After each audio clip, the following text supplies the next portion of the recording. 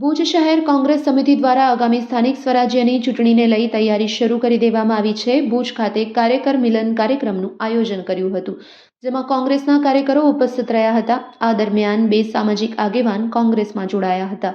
પૂજન ગોર અને ઘનશ્યામ સોની પોતાના સમર્થકો 80 જેટલા સમર્થકો સાથે કોંગ્રેસનો હાથ પકડ્યો હતો। બંને સામાજિક આગેવાન આગામી દિવસોમાં નગરપાલિકાની ચૂંટણી લડી શકે છે। કોંગ્રેસનું કહેવું છે કે ભુજ પાલિકામાં ભાજપના શાસનથી પ્રજાજનો પરેશાન છે।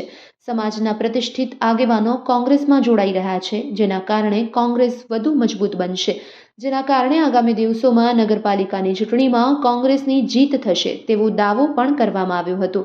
આવો આ અંગે વધુ સાંભળીએ ભુજ શહેર કોંગ્રેસ પ્રમુખ કિશોરદાન ગઢવીના શબ્દોમાં।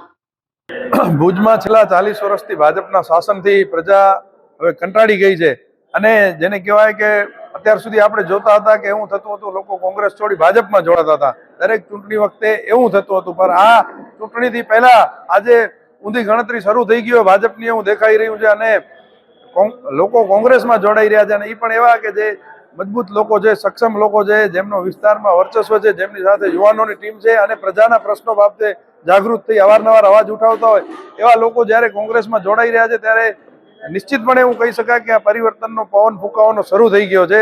એની આ 5મા વોટથી શરૂઆત છે। ભુજની જનતાના પ્રશ્નો માટે આમને આમ જાગૃત લોકો હજી પણ આગળ આવશે અને કોંગ્રેસ સાથે જોડાઈ અને આ ભ્રષ્ટાચારી ભાજપનો શાસનને હટાવશે એવું લાગી રહ્યું છે। કેમ કે ભાજપના શાસનમાં આપણે જોઈએ તો ભુજની હાલત બહુ બદતરથી બદતર થઈ ગઈ છે।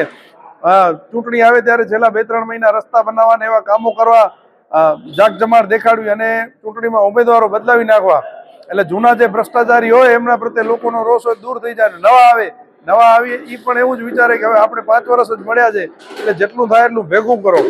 આ લોકોની આવી ભ્રષ્ટાચારી મોડસ ઓપરેન્ડીના લીધે ભુજની જનતાનો ખો નીકળી ગયો છે। હવે એનામાં 100% પરિવર્તન થશે અને આ ભ્રષ્ટાચારી લોકોને ભુજની જનતા જાકારો આપશે એવું દેખાઈ રહ્યું છે।